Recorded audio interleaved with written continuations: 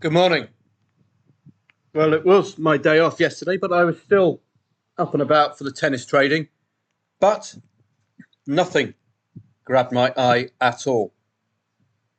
You might have found some 2-0s to 2-1s in the men's game, but no real trades. That's probably why we're getting deeper into the competition.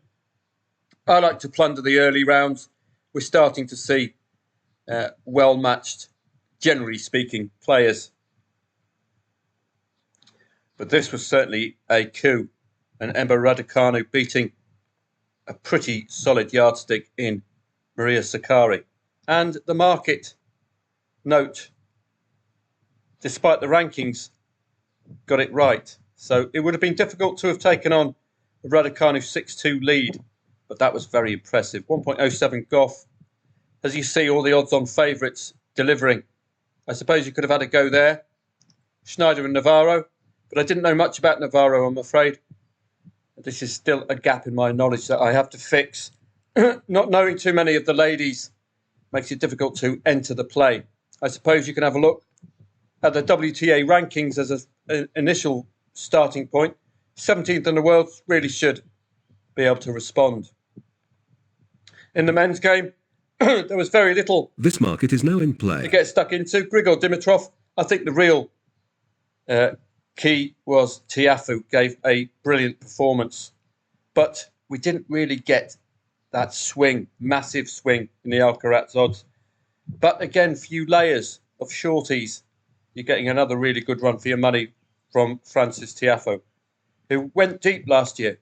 So that was probably the one nearest to being a tradable outcome. But that's the reason I was quiet. There wasn't anything to pass on to you. Football-wise, well, I don't even know the scorelines because I was fast asleep. Had an early night with the help of a bit of a edible gummy. Those of you who know what an edible gummy is will know it'll knock you out.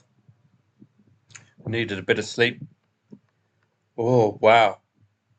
The Germans are out. Achtung, bitte. Well, 0-0 at half-time. Spain opened the scoring with Olmo. This market has been suspended. Wirtz, late equaliser. I wonder if you would have played that. Would you have laid the Spanish late on? Extra time, Merino goal, and Dani Carvajal red-carded. So it went to extra time, which, admittedly, the research did say, I think. And this one went to extra time as well. Yet another underwhelming performance from the pork and cheese. And indeed, very underwhelming performance from Les Frogs. 0-0. No tears from old Ronnie until João Felix turned up and missed the penalty. So, as I say, nerves, unders, nothing much really to grab our attention trading-wise. So my day off proved to be a decent day off. Looking onto the tennis today, and I'm going to be up and about today. If you don't hear from me, quite simply, there's nothing to relay to you. I think Hilary Dart only got through because she knew Katie Boulter's game. Katie Boulter, the better player. I think she might be found out today, Hilary Dart, or even her real name. I keep calling her Hilary Dart. I don't know why. It's not Hilary, it's something else. Harriet. I don't know who Hilary Dart is. Is she a famous actress or something? Hopefully not a famous porn actress.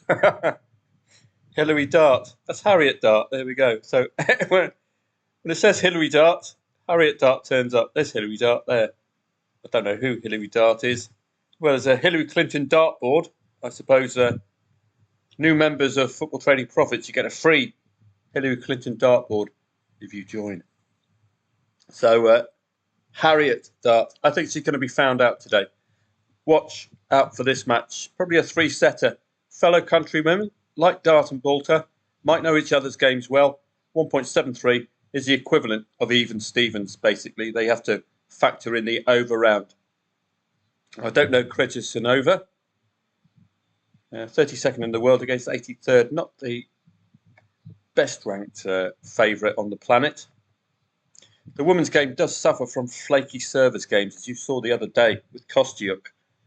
I think in one set, she was broken 4 times. And she broke her opponent 4 times, I think. Keystone Cops service games. Yelena Ostapenko is one to stay the right side of, so I'll certainly keep an eye on her. And I have been keeping an eye on Haddad Maia, but she's not favourite today. Is that a hint in itself? Playing a top 11 side. Collins, Iga Swiatek, your usual odds on for the world number 1. Ons Jabeur has been in the final a couple of occasions. That could be pretty decent odds at the end of this if she continues her love affair with Wimbledon. 10th against 21st, so it's going to be very tight rankings for me. I think it's going to be a tight match, hence 1.5. And Caroline Wozniacki could arguably take a set. She has been in quite eye-catching form. Back to her very best, and you know Wozza, you're going to get 110% covering every blade of grass, as the old football managers would say. She's been winning comfortably. This was a retirement from Wozza, but prior to that, she'd been an outsider and winning with relative ease on a couple of occasions. The market hasn't been able to get on the right side of Caroline Wozniacki. Beating Svitolina, who's playing today, she could frank the form. So I think there's going to be something in this, but I think Rybakina's odds are a little bit too short. And in the men's game, we've still got a few. And again, I couldn't find any trades for you yesterday. There's too many favourites winning. Mapeshi Pericard, well, he does allow a lot of tiebreakers. So we might see a 5-setter here. Certainly take any player leading 2-0. You can see that pattern again. 2-0 to 2-1. Keeps coming up. This is a 2-1. Will it be 2-2? Foggy is surprising us all yet again. Very, very competitive in this particular Grand Slam. Old Foggy.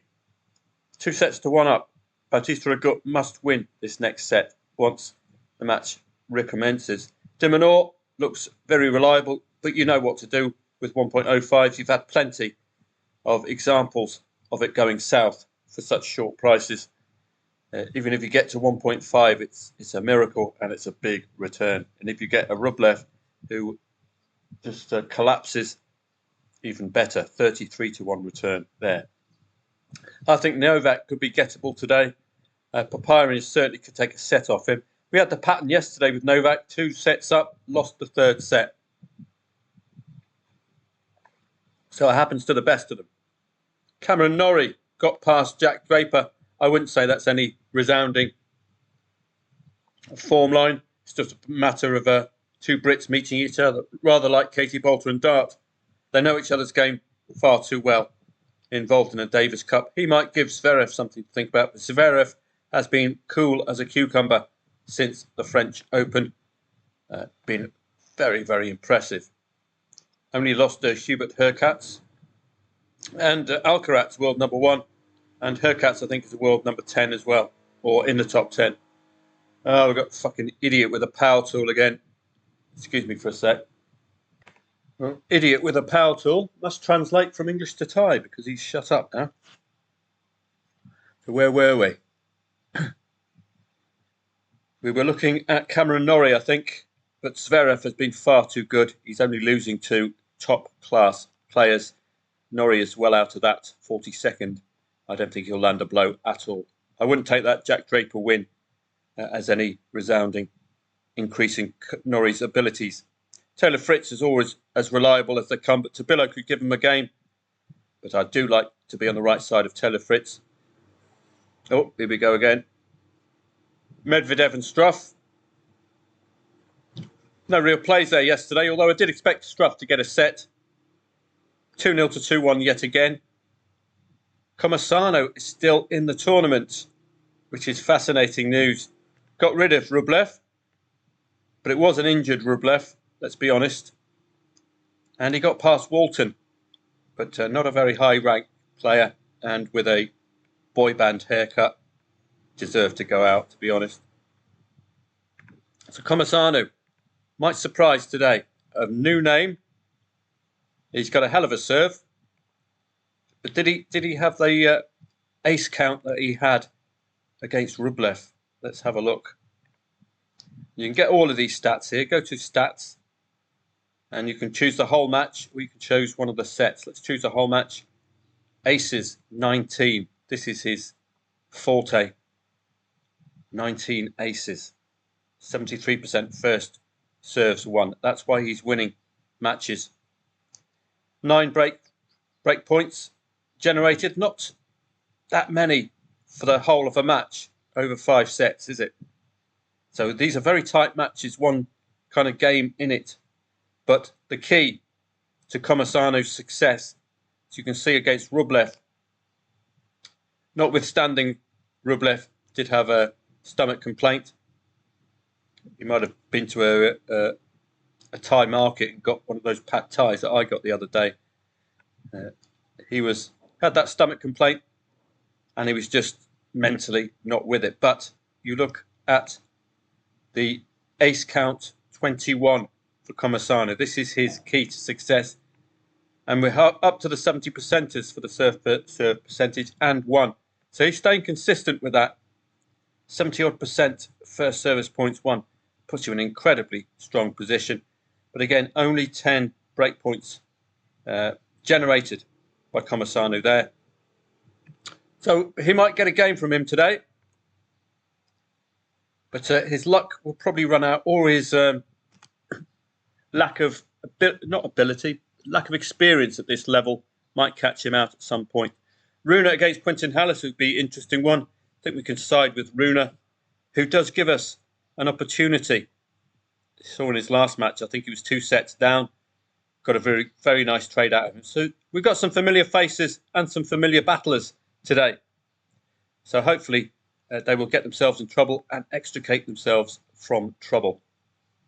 Football-wise, well, you know what it's all about today. England against the Swiss at 5 o'clock. 2.2 the favourite, same as yesterday. Don't know how this is going to play out. We tend to see in these tight matches 0-0s. You might want to back 0-0 pre-match. I've already got Jude Bellingham in the goal scorers market, in the Golden Boot. He's got 2 goals. Could be crucial today. Netherlands and Turkey. I wouldn't be discounting Turkey because I backed them at 140. So I'll be cheering them on. But the Netherlands do look incredibly strong, particularly up front. I thought Memphis Depay has really impressed me so far with his Bjorn Borg hairband. Reminiscent of Wimbledon, no doubt. Turkey, unexpected win against Austria, and have been winning, quote-unquote, away matches in the Euro qualifiers. Of course, all of these are away matches, which is why I did catch on to Turkey. If they can get through here, of course, their odds of 140 have already dropped to 55. They will drop even further. So I'm a solid Turkish fan this evening. Elsewhere, we've got the Swedish Allsvenskan. And I think we've got Finland. Veikkausliiga, HJK Helsinki against Ilves, 2.35 the favourite. So this is a title contender, Ilves. It's one of those derby-style matches, very tight, tough to unpack. But HJK are losing infrequently. I think I've done the research, so why don't we get that up for you? Let me just make sure. The Euros research is pretty much redundant, to be honest with you. These are one-off affairs, what I term derby-style matches. Anything can happen. Nerves will play a huge part. Tactics in a one-off match. Don't forget the draw is in play as well. These players are playing for the draw as well if they can't win, because they'll have an extra time. And I haven't done the research yet, but I will. HJK, 2.3 the favourite. Yet to beat top 6 away. VPS, EIF may score. but on seasonal form in defeat. So that's my expectation there. In the Allsvenskan, Elfsborg, unreadable form again for Bromma. They can beat 5th and 7th away, but lose to 6th. So I don't like that kind of form. You don't know which side will turn up. But no draw in 12 for Elfsborg. That might be your angle. Any late draw. Mjällby and Sirius, enforced Euro break, which may spoil the form lines. So Sirius consistently fail to score and concede 2 goals against the top 6. They're playing 3rd today. So is that form going to continue? We've got the problem, as I alluded to, of there being that big gap. Let me just do the England, Switzerland, Netherlands, Turkey research for you. And why don't I show you? In cases like this, where these are imponderables, I wouldn't waste my time personally researching these matches. So I will use this system, uk.soccerway.com, soccer24.com. These matches are what I call derby style matches, as I've said. They're just, you can't get that angle in pre-match. I just can't get it in. So I'm not going to waste time researching.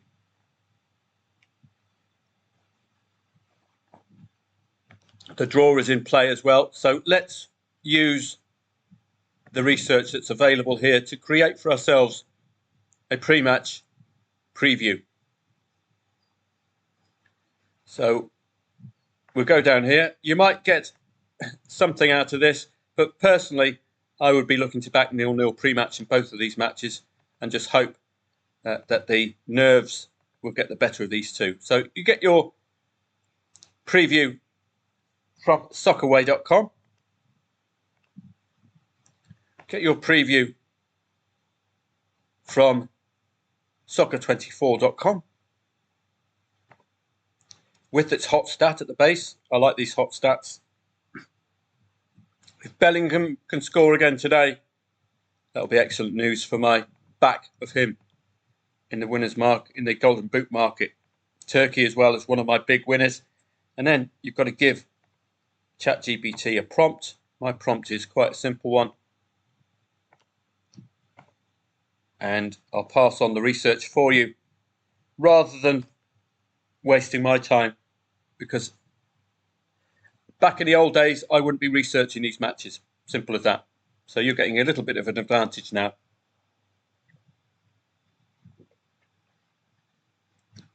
So let's see the conclusion.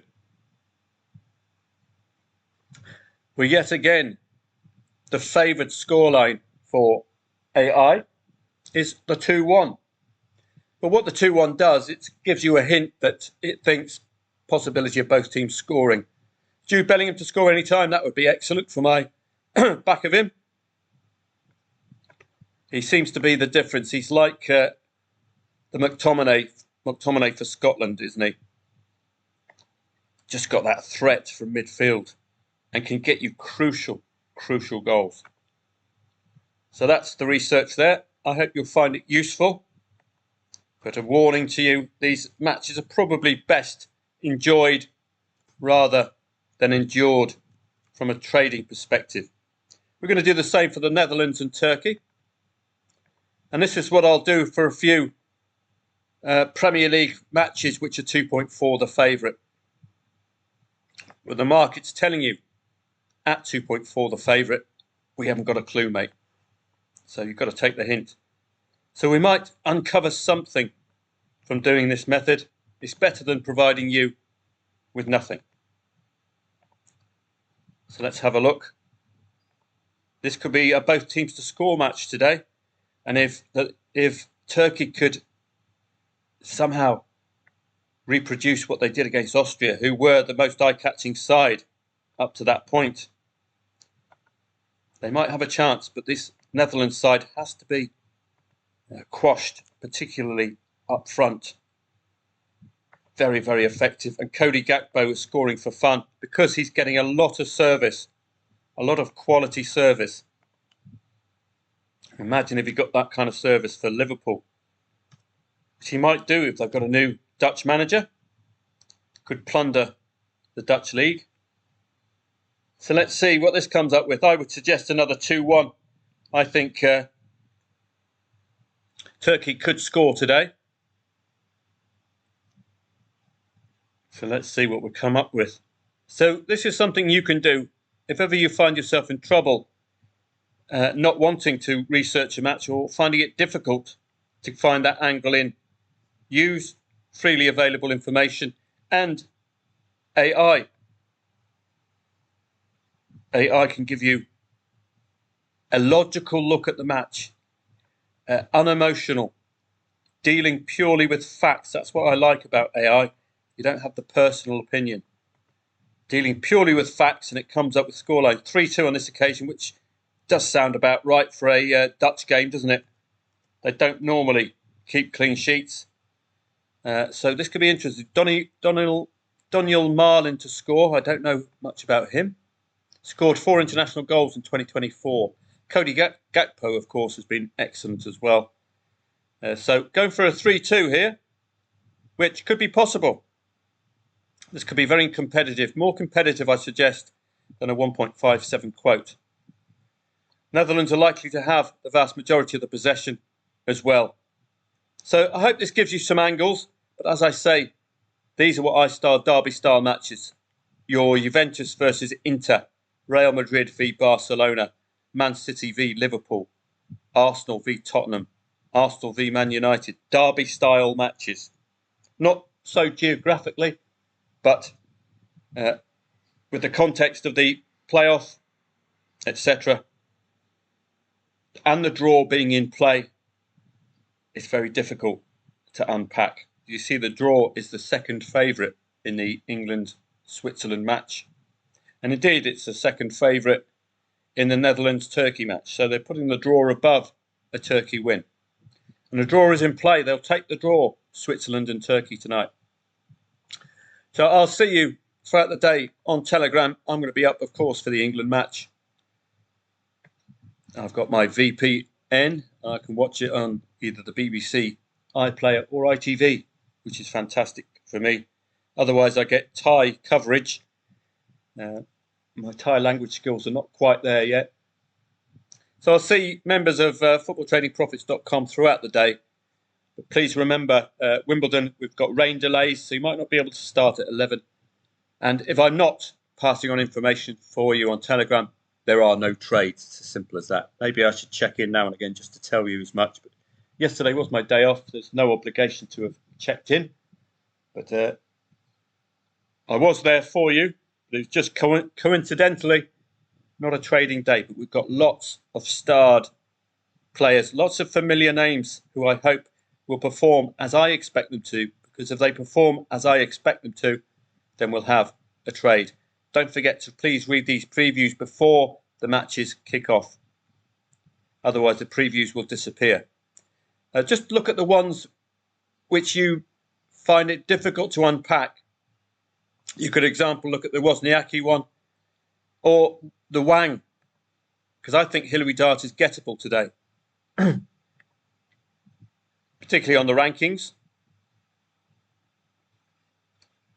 Harry Dart leads 1-0 in head-to-heads. Both were ranked outside the top 100. So this is the kind of information that you get. These are really brilliant write-ups.